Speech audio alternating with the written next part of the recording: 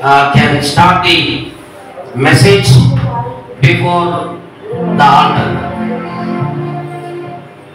Greetings to all of you.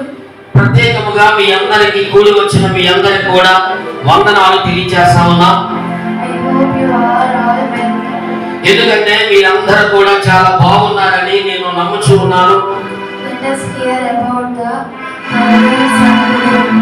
ఈ రోజు ప్రత్యేకముగా మరి తప్పిపోయినటువంటి కుమారుడు గురించి మనం ఇక్కడ వినబోచు ఉన్నాం. కనుక ఇది లూకా సువార్త 15వ అధ్యాయం 11వ వచనం నుండి మనం చదివితే తప్పిపోయినటువంటి ఒక కుమారుడు గురించినటువంటి ఆ స్టోరీ మనకు అక్కడ కనిపిస్తూ ఉంటుంది. ఆ వాక్యాన్ని, ఆ ఉపమానాన్ని మనం చూస్తే మనకు చాలా విషయాలు అర్థమవుతాయి. A father has two sons. ఎందుకంటే ఒక తండ్రికి ఇద్దరు కుమారులు ఉన్నారు. The elder of them is named humble minded.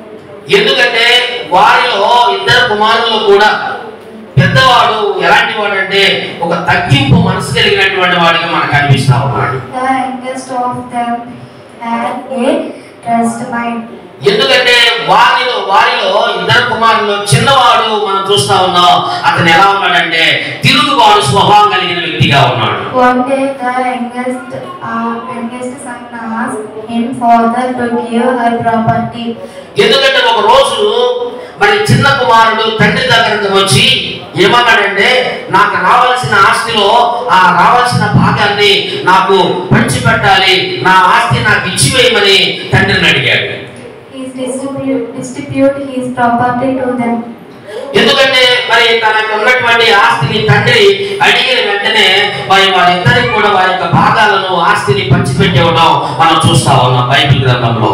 The youngest son left everything and traveled to a country. ఎందుకంటే దూరదేశానికి మరి ఈ యొక్క చిన్న కుమారుడు ఏం చేశాడంటే ఆ డబ్బులు తీసుకుని తన తండ్రి ఇచ్చిన ఆస్తిని తీసుకుని దూరదేశానికి వెళ్ళిపోయాడు. There he waste his property through immorality. ఎందుకంటే దూరదేశానికి వెళ్ళినటువంటి అతను ధనాన్ని అంతటిని కూడా దుర్వ్యాపారానికి అన్ని విధాలుగా ఖర్చు చేయడం ప్రారంభించాడు. And when he had spent all a rose in the country. ఎందుకంటే ఆ దేశంలో మరి ఈ విధంగా అతను తన ధనాన్ని ఖర్చు పెట్టుకుంటూ ఉన్నాడు. అంత ధనం అయిపోతా ఉంది. అయితే ఆ సమయంలోనే ఒక కరువు అనేటువంటిది ఆ ప్రాంతంలో రావడం మనం చూస్తా ఉన్నాం. He walked away in embarrassment. ఎందుకంటే చాలా ఇబ్బందిగా మరి పడసాగాడు అతను. ఆ కరువును బట్టి అతను చాలా ఇబ్బంది పడటం మనం అక్కడ చూస్తా ఉన్నాం.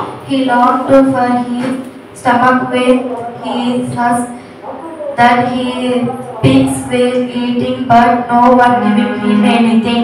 ఆ చిన్న కుమారుడు ఏమనుకున్నాడంటే మరి నా దగ్గర ధనం అయిపోయింది, నాకు ఉన్నటువంటి మరి డబ్బు ఆస్తి తండ్రి ఇచ్చింది మొత్తం ఖర్చు అయిపోయింది, అయితే తినటానికి ఏం లేదు కనుక పందులు పొట్టు ఏమైనా దొరికితేమో తినటానికి అని చెప్పి అతను ఏం చేశాడంటే పందులు తినే పొట్టి దగ్గరికి ఆశగా వెళ్ళాడు. అక్కడ ఏమి కూడా దొరకలేదు. When he come to sons to return. ఎందుకంటే మరి ఏమి దొరకని పరిస్థితుల్లో మనందరికి తెలుసు చిన్న కుమారుడు ఏడుస్తూ మరి నేను తండ్రి దగ్గరికి వెళ్తే బాగుంటుందని చెప్పి తండ్రి దగ్గరికి తిరిగి వచ్చేసాడు. The father was happy. ఎందుకంటే అతడు తండ్రి ఎప్పుడైతే చిన్న కుమారుడు రావడం చూశాడో రావడాన్ని బట్టి తండ్రి చాలా సంతోషించాడు. అతన్ని ఏం చేశాడంటే యాక్సెప్ట్ చేశాడు. అతన్ని మరి అన్ని విధాలుగా విందులు చేసినట్టుగా కూడా మనం చూస్తా ఉన్నాం. వాళ్ళ తండ్రి చాలా మంచిగా చేర్చుకున్నాడు. అందరు చెప్పలు కొట్టి దేవుని మాట పొందాం. క్లాప్ స్పీకర్ గా ఉంటారు. ఎందుకంటే దీనిలో మరి చిన్న కుమారుడు తప్పును తెలుసుకున్నాడు, తిరిగి తండ్రి దగ్గరకు వచ్చాడు. దేవుడు ఈ వాక్యాన్ని దీవించును గాక. ఈరోజు మనం